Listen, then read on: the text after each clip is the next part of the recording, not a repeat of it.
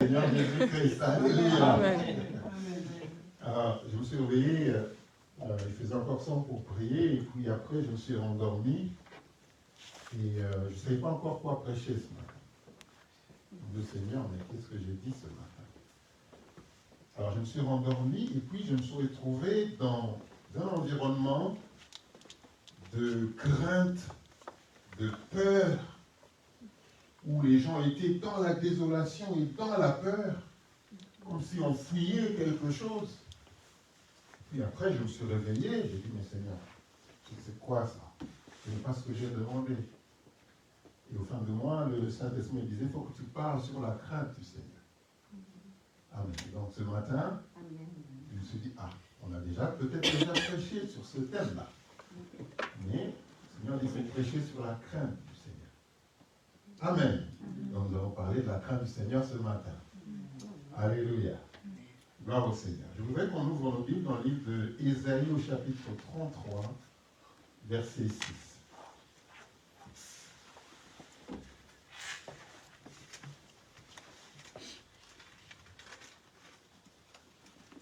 Donc, Ésaïe au chapitre 33, verset 6. Elle me dit ceci. Tes jours seront en sûreté.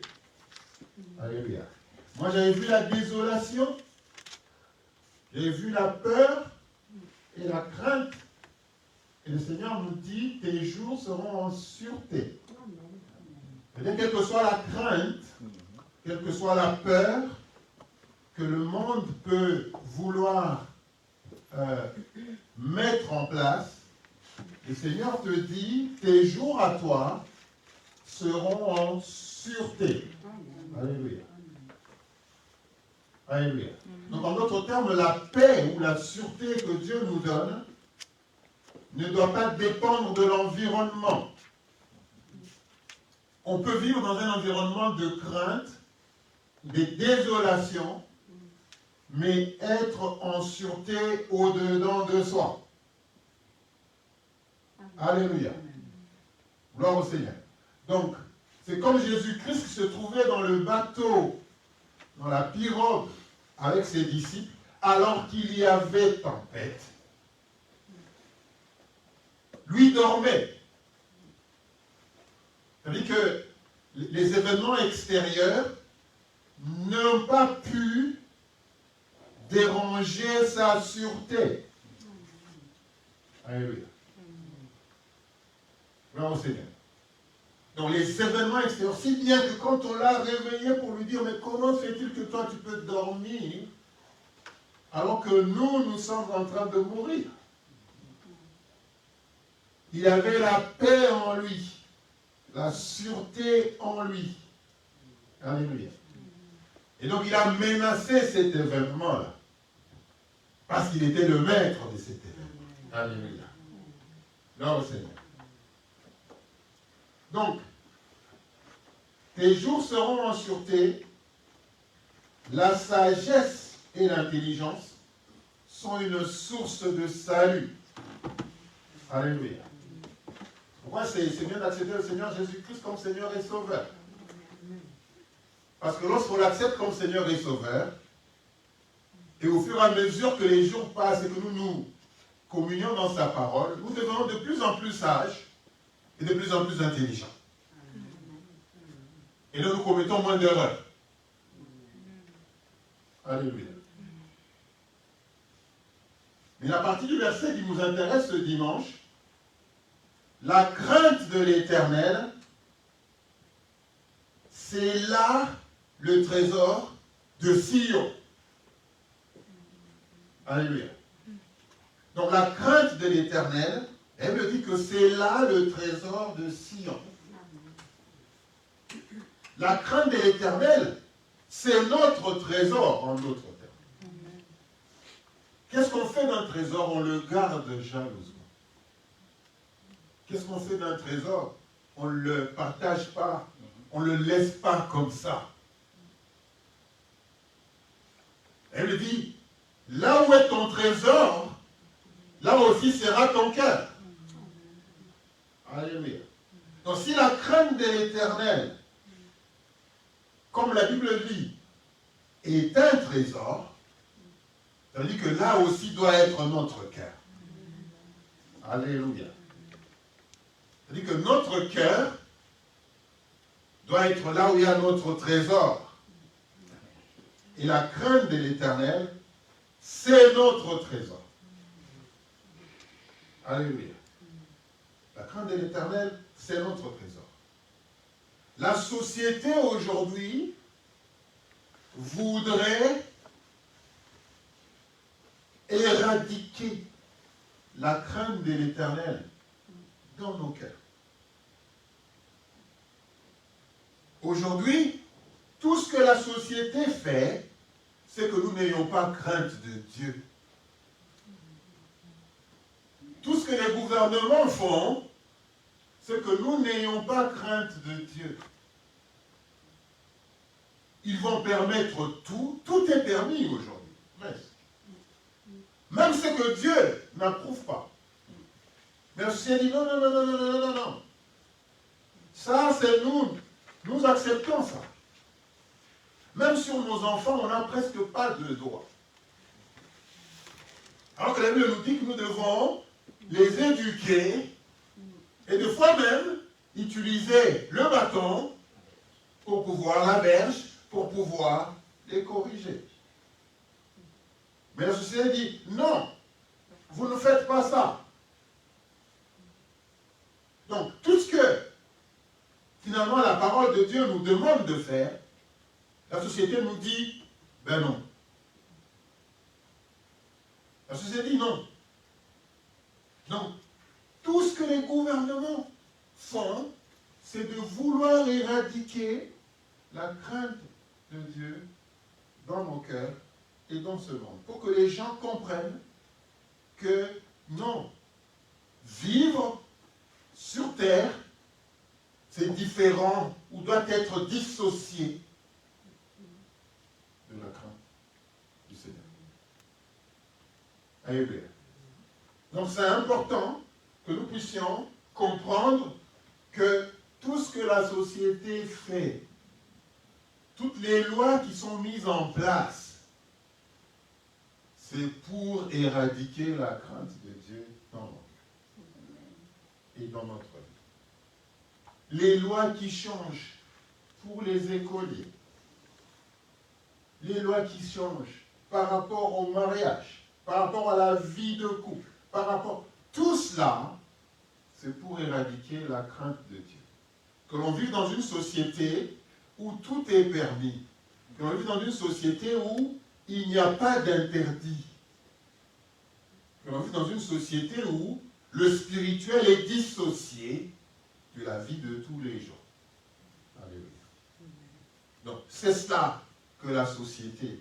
Or, la Bible nous dit que la crainte de l'Éternel, c'est le trésor de Sion. La crainte de l'Éternel, c'est notre trésor. Ça veut dire que nous devons vivre avec la crainte de l'Éternel. Alléluia. Alléluia. C'est quoi la crainte de l'Éternel? Ce n'est pas la peur. Il faut faire la différence entre la peur et la crainte. Quand on a peur, on se cache. Quand on a peur, on fuit la présence de Dieu. Mais quand on a la crainte de l'Éternel, on s'approche de la présence. Alléluia. Vous savez, lorsque Adam et Ève, je suis dans Genèse 3, je pense, verset 9, lorsque Adam et Ève ont commis le péché, qu'est-ce qu'ils ont fait? Ils se sont cachés. Ils ont fui. Donc, pourquoi? Parce qu'ils avaient peur de Dieu. Le péché engendre la peur de Dieu. Et donc, ce qui fait que l'on fuit la présence de Dieu. Donc, la crainte de Dieu n'est pas la peur de Dieu. Alléluia. La crainte de Dieu n'est pas la peur de Dieu. Il faut dissocier entre la peur et la crainte de Dieu. on craint le Seigneur, lorsqu'on a la crainte de Dieu, on vient vers lui. Lorsqu'on a la crainte de Dieu, on est presque... lorsqu'on a la crainte de Dieu, on ne voudrait pas perdre la présence de Dieu. Vous savez, lorsque David a péché, il disait, ne me rejette pas loin de ta face.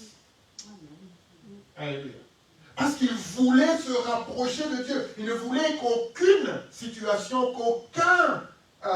qu'aucune situation ne puisse l'empêcher d'être près de Dieu.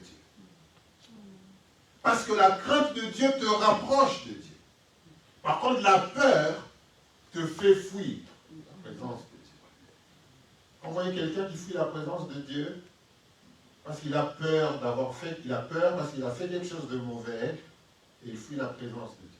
Donc la crainte de Dieu va toujours te pousser à vouloir te rapprocher de Dieu. Par contre, la peur va te pousser à te séparer et à t'éloigner de Dieu. Alléluia. Donc c'est important de comprendre cette nuance. Alléluia. Disons Exode 20. Pour essayer d'illustrer cela. Frère, tu nous lis ça. Exode 20.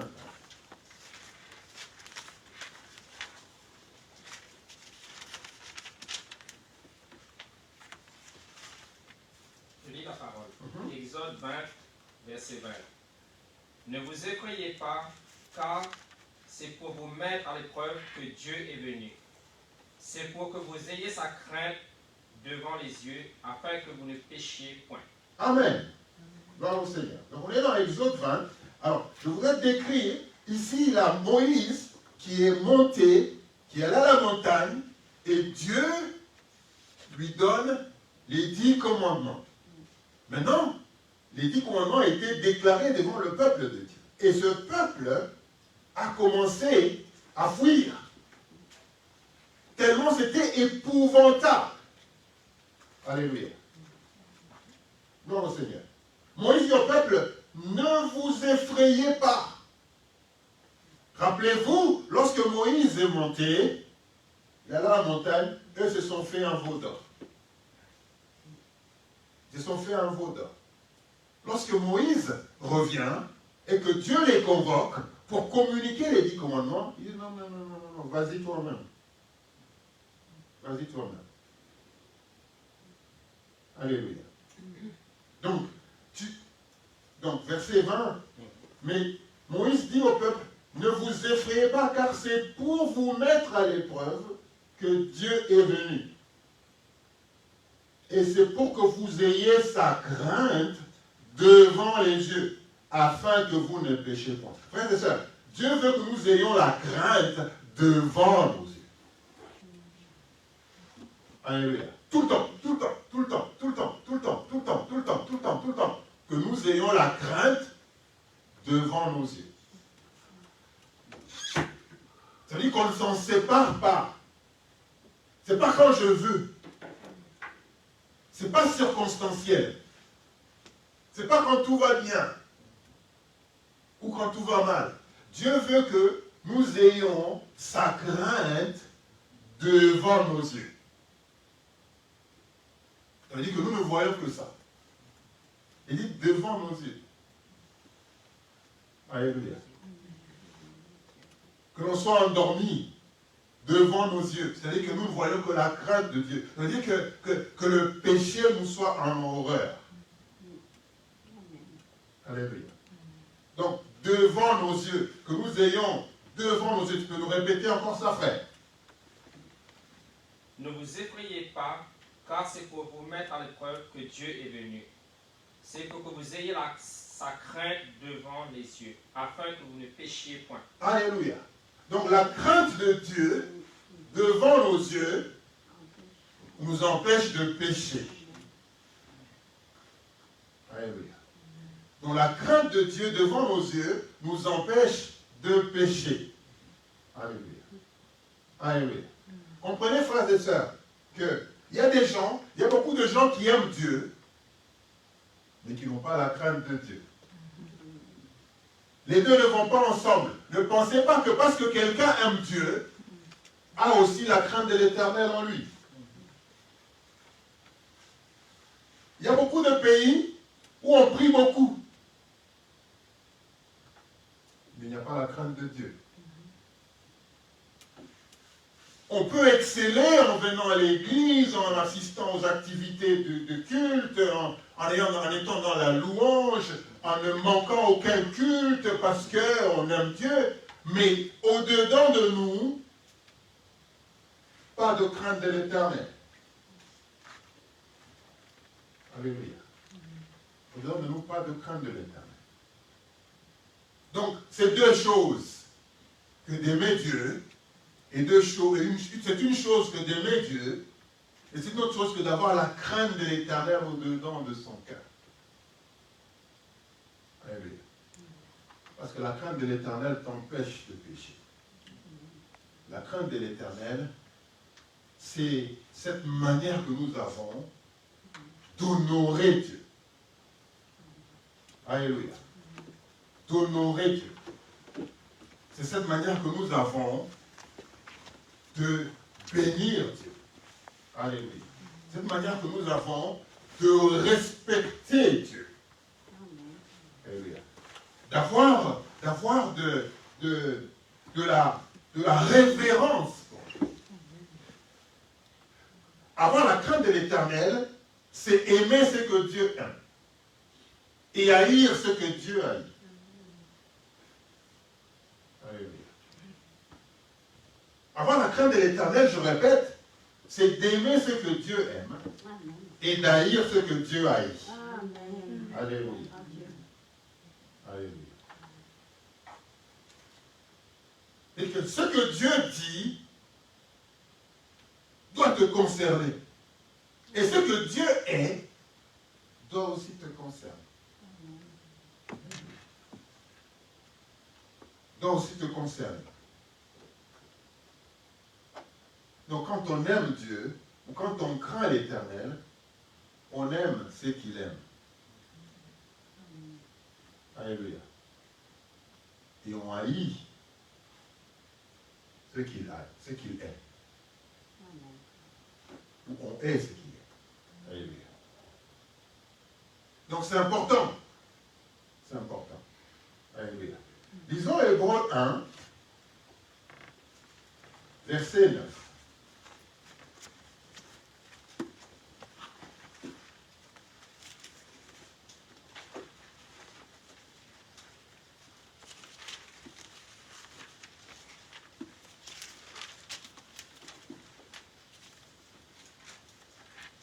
Tu as aimé la justice et tu as haï l'iniquité. C'est pourquoi, ô Dieu, ton Dieu t'a oint d'une huile de joie au-dessus de tes égaux.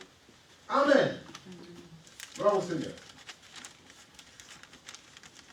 Nous lisons, tu as aimé la justice et tu as haï l'iniquité. Dieu aime la justice, n'est-ce pas?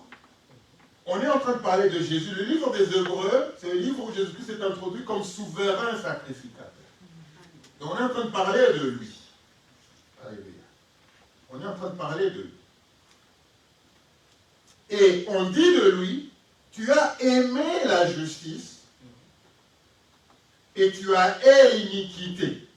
C'est-à-dire que tu as aimé ce que Dieu aime. Et tu haïs ce que Dieu est. Alléluia. Et la conséquence, c'est pourquoi, oh Dieu, ton Dieu t'a oint d'une huile de joie au-dessus de tes collègues. Alléluia.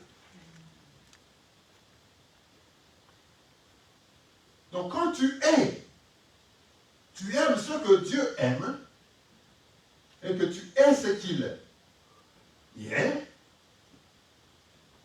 Jésus-Christ, dans sa position, à cause de cela, il veut dire que Dieu l'a oint d'une huile de joie, vous parlez de la joie, au-dessus de tous tes collègues, au-dessus de tous tes contemporains, au-dessus de tous les serviteurs. Tu aimes la justice. Si tu aimes ce que Dieu aime.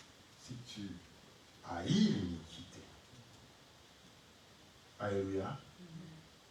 N'est-ce pas la crainte de l'Éternel? Et donc à ce moment-là, Dieu te oint au-dessus de tout le monde. Tu vas expérimenter autre chose que ce que les autres expérimentent. Parce que tu aimes ce que Dieu aime. Et tu es ce qu'il est. Alléluia. Gloire au Seigneur. C'est important, frères et sœurs. C'est important. Une sœur qui aime, qui craint l'Éternel, sera au moins au-dessus de toutes ses collègues. Amen. Un serviteur qui craint l'Éternel sera élevé et moins au-dessus de tous ses collègues. Une église qui craint l'Éternel,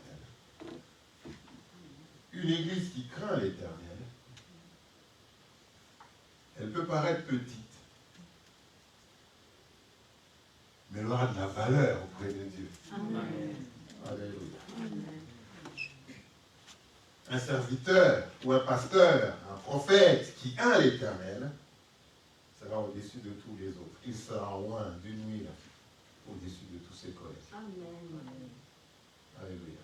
Un frère, une sœur, une servante qui craint l'Éternel, un mari qui craint l'Éternel, on a déjà vu ça. Un mari qui craint l'Éternel, il est béni. Il jouit de son travail. Ses enfants sont bénis. Ça se répercute sur tout ce qu'il possède. Alléluia. Son église est bénie. Alléluia. C'est important, frères et sœurs. C'est important d'aimer ce que Dieu aime. Et de haïr l'iniquité. Qu'est-ce que Dieu aime? Tu dois te poser la question, qu'est-ce que Dieu aime? Qu'est-ce qui fait plaisir à mon Dieu? Quelles sont ses préférences? Dans cette situation, qu'est-ce que Dieu aimerait? Ce que Dieu aimerait, c'est ça que moi je ferais. Ce que Dieu ferait, c'est ça que moi aussi je vais faire. Alléluia. On ne se pose pas trop ces questions-là. On est enfant de Dieu, on est chrétien, mais on ne se pose toujours pas les questions par rapport à cette crainte. Parce que si on a la crainte de Dieu en nous, elle va affecter nos choix. Elle va affecter nos choix. Elle va affecter nos choix. Je vais choisir par rapport à la crainte que j'ai de Dieu dans mon cœur. Ça veut dire aussi, je dois être sensibilisé dans mes choix. Est-ce que ce choix que je fais,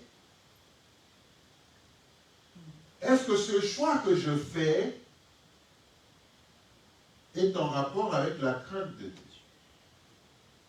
Dans mes associations, avec qui je voudrais m'associer, est-ce qu'ils craignent Dieu? C'est pas juste le fait d'aller à l'église. Les gens peuvent aller à l'église, mais ils ne craignent pas Dieu. Ça va au-delà. Ça va au-delà. Ça va au-delà de penser que parce que quelqu'un vient à l'église, parce que quelqu'un a le nom de Jésus-Christ dans sa bouche, effectivement, il craint Dieu. Même l'ennemi, le diable, sait prononcer le nom de Jésus-Christ dans sa bouche. Mais son cœur ne craint pas Dieu. Alléluia. Donc c'est important. C'est important. On s'est laissé beaucoup berner, nous, enfants de Dieu, au nom de la bonté. Au nom de la bonté. Non. Au nom de la crainte de l'Éternel. Parce que c'est un trésor. Est-ce que je vais partager mon trésor avec quelqu'un d'autre? Est-ce qu'il a le même trésor que moi? Ou elle a le même trésor que moi? Alléluia. Tu vas te promener avec des gens qui ne craignent pas l'Éternel, et donc dans leur compagnie, tout le temps, c'est des conversations qui n'ont rien avec la crainte de l'Éternel. Tu subis. Tu subis. Alléluia. Tu subis. Tu subis. Alléluia. Tu subis. Donc, il faudra faire attention. Il faudra faire attention. Alléluia. Il faudra faire attention. Donc, il ne faudrait pas subir. Il ne faudrait pas subir. Alléluia. Disons, nous allons voir les aspects de la crainte de l'Éternel. Disons, Psaume 89, au verset 8.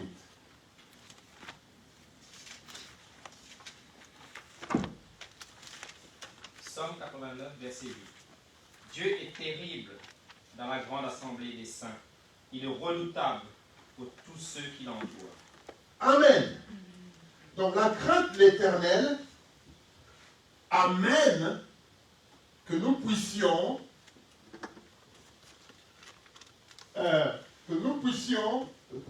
avoir de la révérence devant lui, mais en fait, que nous puissions même trembler. Elle me dit que, vous dites que vous connaissez Jésus, oui, mais le diable, lorsqu'il prononce son nom, il tremble. Alléluia. Il tremble parce qu'il connaît Jésus-Christ. Alléluia.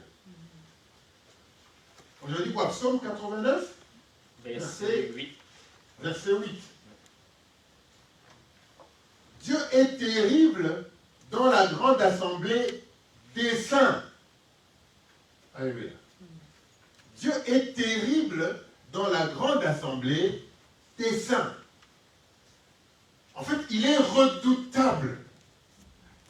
C'est-à-dire que, en d'autres termes, c'est déjà les saints, ceux qui sont saints, qui doivent le craindre. Amen. Alléluia. C'est-à-dire que lorsque nous le connaissons, nous connaissons Dieu, nous connaissons ce qu'il est, on ne doit pas rester insensible. Alléluia. On ne doit pas rester insensible. Donc, l'un des aspects, c'est de ne pas rester insensible dans la présence de Dieu. Alléluia. Ce n'est pas dans l'assemblée des voyous. Elle dit dans l'assemblée des saints. Alors que nous, en tant que saints, nous avons tendance à nous l'approprier, à nous accoutumer, à être dans la routine avec la parole de Dieu, à être dans la routine, dans la présence de Dieu.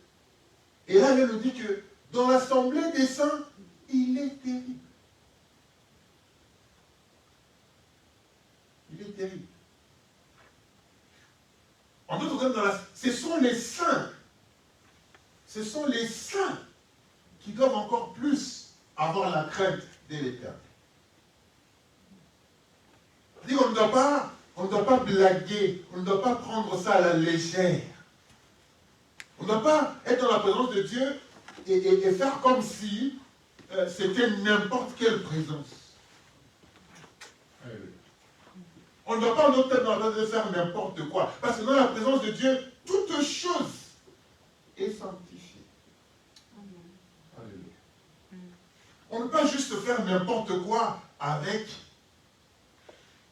un objet qui est utilisé dans la présence de Dieu. Alléluia. Cet ordinateur-là, par exemple, on n'y fait pas autre chose que de venir là, de projeter. On ne va pas chercher sur Internet des trucs sur cet ordinateur-là. Parce qu'on se dit, on l'utilise pour l'œuvre de Dieu, on ne doit pas y faire n'importe quoi. Parce que tout dans la présence de Dieu, vous vous rappelez des ustensiles? Vous savez, lorsque Dieu parlait à Moïse par rapport au tabernacle, même les ustensiles avaient leur place. On ne pouvait pas en faire n'importe quoi. C'est ça la crainte de l'Éternel. Ça va jusqu'à ce niveau-là. Alléluia. Ça va jusqu'à ce niveau-là. Et donc, on peut aimer Dieu, mais ne pas avoir la crainte de l'Éternel. Prendre tout à la légère. On peut aimer Dieu, vouloir faire des choses pour Dieu, mais au-dedans de nous, or c'est la crainte de l'Éternel qui est notre trésor, et c'est la crainte de l'Éternel qui a fait que Jésus-Christ soit loin, au-dessus de ses collègues. Alléluia. Gloire au Seigneur. Donc, frères et sœurs, il faudra se rassurer que dans la présence de Dieu, lorsque l'on parle de Dieu, alléluia, que nous puissions sans cesse avoir la crainte de l'Éternel devant nos yeux. Alléluia. Dans nos discussions, dans nos activités, dans nos échanges, lorsque nous sommes seuls, tout le temps, lorsque nous voulons prendre des actions ou prendre des décisions, nous devons nous rassurer que ces décisions sont prises dans le contexte de la crainte de l'Éternel. Alléluia. Ce qui doit nous motiver, ou ce qui doit motiver nos choix, c'est est-ce qu'il y a de la crainte de l'Éternel? Est-ce qu'il a de la crainte? Est-ce qu'il craint Dieu? Est-ce qu'il aime la justice? Est-ce qu'il hait l'iniquité? Alléluia. Des fois, il faut juste le temps. Donner à quelqu'un le temps pour se rendre compte, oh, c'est pas ma place ici. Des fois, il faut juste du temps pour comprendre, non, c'est pas le moment. C'est pas la personne. Alléluia. Donc il est important, frères et sœurs, alléluia, important de pouvoir avoir la crainte de l'Éternel. On peut vous nommer dans Ésaïe au chapitre 11.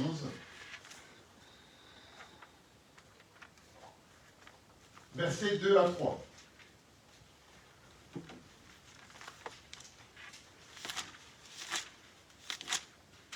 Ésaïe 11, versets 2 à 3. L'Esprit de l'Éternel reposera sur lui. Esprit de sagesse et d'intelligence. Esprit de conseil et de force. Esprit de connaissance et de crainte de l'Éternel. Il respirera la crainte de l'Éternel. Il ne jugera point sur l'apparence. Il ne prononcera point un oui dire. Amen. Encore une fois, on est en train de parler de Jésus-Christ. L'Esprit de l'Éternel reposera sur lui. L'Esprit de sagesse et d'intelligence. L'Esprit de conseil et de force. L'Esprit de connaissance et de crainte de l'Éternel. La crainte de l'Éternel est un esprit, l'esprit de la crainte de l'Éternel. Alléluia. Si on dit qu'on a l'Esprit Saint, on doit avoir la crainte de l'Éternel. Alléluia. Si on voudrait être rempli du Saint-Esprit, en d'autres termes, ça voudrait aussi dire être rempli de la crainte de l'Éternel. On ne peut pas prétendre dire on est rempli du Saint-Esprit et ne pas avoir la crainte de l'Éternel dans notre cœur. Ce n'est pas vrai. Alléluia. Ce n'est pas vrai. Donc, si on est rempli du Saint-Esprit, et donc on est rempli de la crainte de l'Éternel, on doit aimer la justice, et d'haïr l'iniquité. Amen. Alléluia. Amen. Alléluia. Gloire au Seigneur. Et puis, elle me dit, il respirera la crainte de l'Éternel. Non seulement que la crainte de l'Éternel est devant ses yeux, mais il respirera aussi la crainte de l'Éternel. C'est-à-dire qu'on ne peut pas s'imaginer que Jésus-Christ aille à l'encontre de la volonté de Dieu. On ne peut pas s'imaginer, à cause de l'esprit de la crainte de l'Éternel qui était en lui, qui était devant ses yeux et dont il respirait, il était hors de question qu'il puisse ne pas aimer ce que Dieu aime et haïr l'iniquité. On ne peut pas s'imaginer. C'était impossible. Parce que non seulement c'était devant ses yeux, mais il respirait la crainte de l'Éternel. C'est-à-dire que c'était sa vie. Alléluia. C'était sa vie. Il n'y avait pas autre chose. Tu respires de l'air aujourd'hui parce que c'est vital pour notre vie et pour ta vie. Jésus-Christ respirait la crainte de l'Éternel. Alléluia. Donc il n'y avait pas autre chose que ça dans sa vie. À chaque instant, il était toujours consumé par la crainte de l'Éternel. C'est pourquoi il était oint d'une huile de joie au-dessus de tous ses collègues. Alléluia. Il n'aimait pas seulement Dieu, mais il avait la crainte de l'Éternel. Aujourd'hui, tous prétendent aimer Dieu, mais peu ont la crainte de l'Éternel. Alléluia. Alléluia.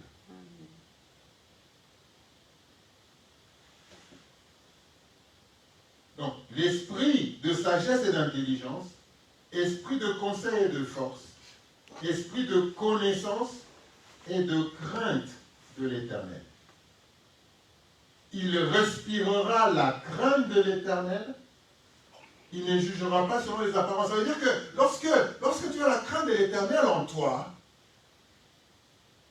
ça te motive à ne pas juger les gens par les apparences, à ne pas avoir des a priori, à ne pas avoir de la jalousie, parce que tu as la crainte de l'Éternel. Tu as tout le temps le fait que tu as tout le temps Dieu devant toi. Tu ne vas pas juger. Je remercie Dieu pour notre frère qui nous a prêché le dimanche dernier. Tu n'auras pas un esprit de commérage, de prendre ici, d'amener là-bas, de prendre là-bas, d'amener de l'autre côté, de faire comme une toile d'araignée. C'est toi qui prends en fait. C'est toi qui prends ici, tu amènes ici, tu sors ici, tu amènes là-bas. Tu n'auras pas ça. Parce que tu vas craindre Dieu. Tu vas craindre ce que Dieu est. Tu vas haïr ce que Dieu est. Alléluia.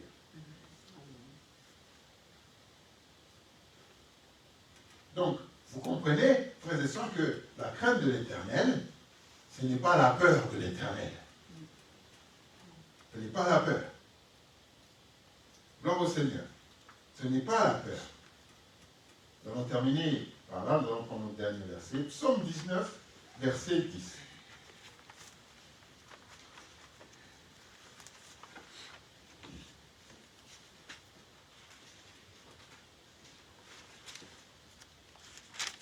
Psaume 19, verset 10. La crainte de l'Éternel est pure. Elle subsiste à toujours. Amen. Les jugements de l'Éternel sont vrais. Ils sont tous justes. Amen. Gloire au Seigneur. Donc, Psaume 19, verset 10.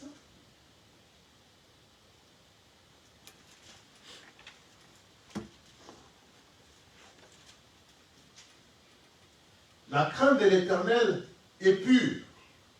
Alléluia. Ça veut dire, en d'autres termes, quand on parle de la pureté, c'est déjà pour dire il n'y a pas de compromission dans la crainte de l'Éternel. Ça veut dire que je ne peux pas avoir peur aujourd'hui et demain ne pas avoir. Je ne peux pas avoir la crainte aujourd'hui. La crainte de l'Éternel, c'est pas quand je veux.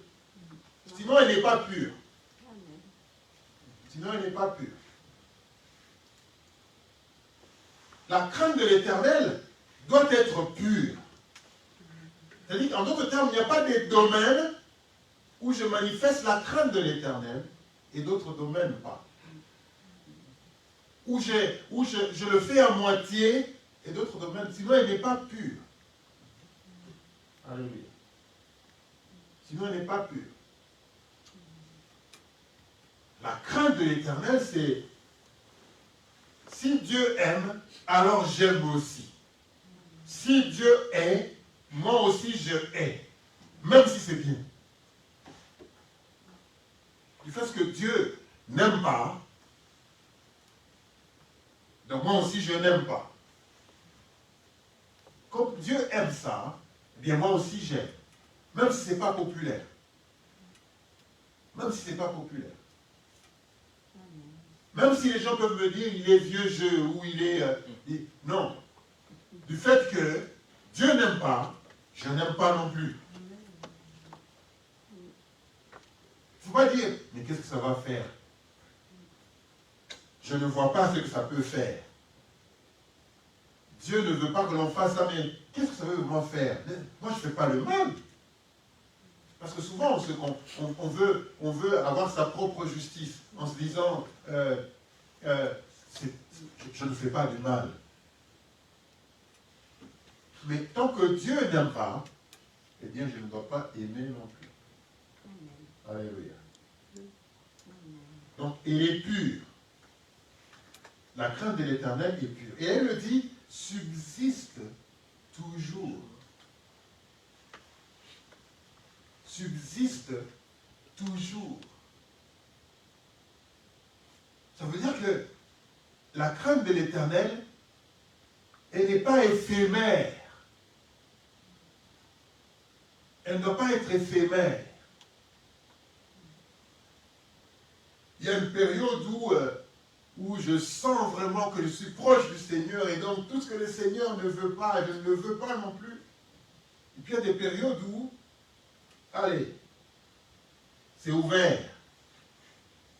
C'est la récréation. C'est ouvert. Lorsque j'ai des soucis, lorsque je suis dans une situation difficile, alors là je m'efforce d'être pieux, de craindre l'Éternel parce que les problèmes me dépassent, j'ai beaucoup de problèmes et donc à ce moment-là je dois me réveiller le matin pour prier.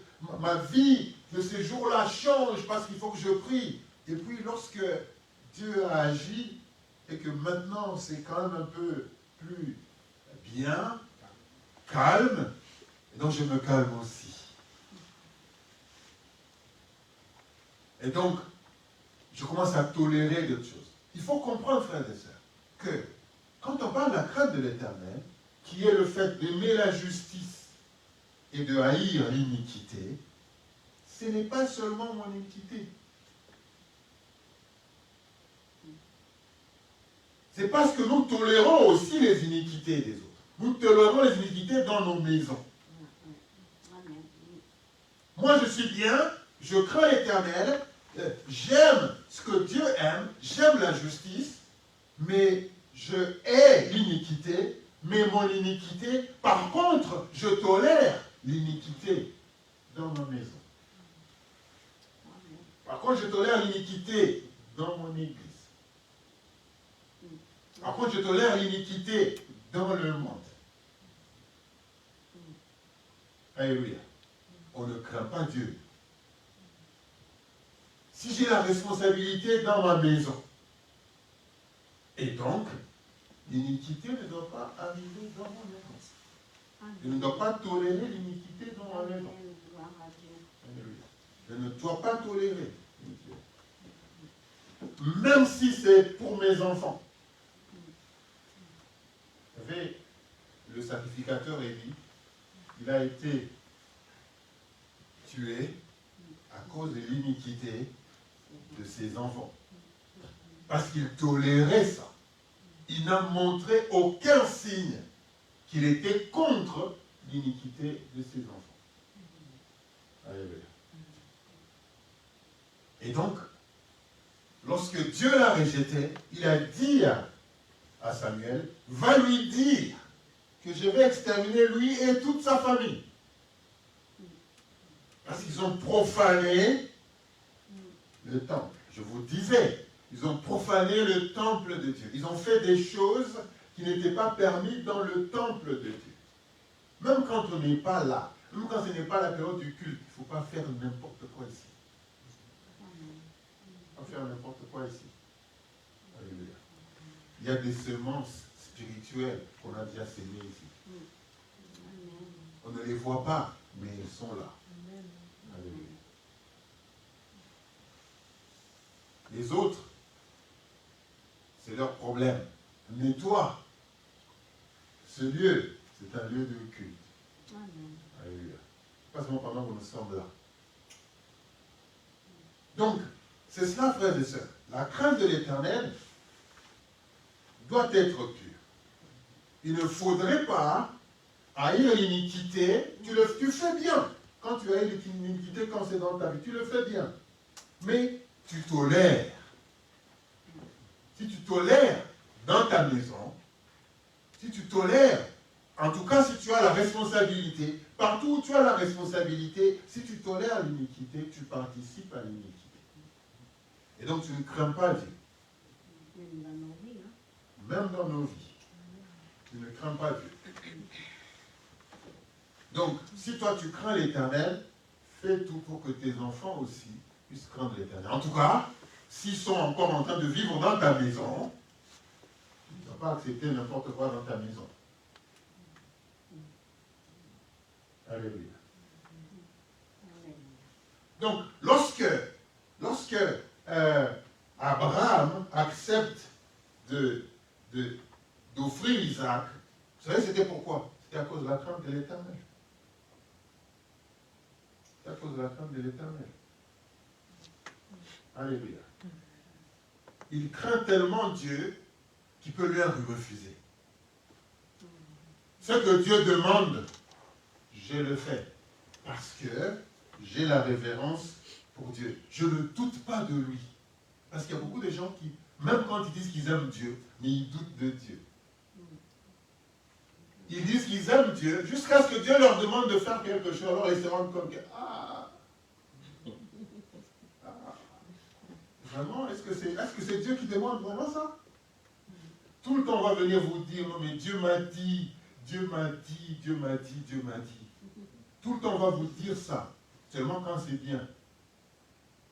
Mais lorsque Dieu lui demande de faire des choses, ça on ne le dit pas. Ça on ne dit pas. Beaucoup de gens ont facilité à dire ce que Dieu leur dit pour d'autres personnes. Mais lorsque Dieu te dit pour toi-même, tu ne viens pas le dire ici. Et surtout quand il te dit de faire des choses, tu vas te dire, non, est-ce que ça, je pense que c'est peut-être mes pensées. Non, c'est Dieu qui t'a dit, fais. C'est Dieu qui t'a dit, fais. Donc c'est ça, frères et sœurs. La crainte de l'Éternel, c'est celle-là. C'est d'aimer ce que Dieu aime et de haïr ce que Dieu aime. Nous allons continuer le dimanche prochain avec un autre aspect de la crainte de l'Éternel. Amen. Amen. Que Dieu bénisse sa parole. Amen.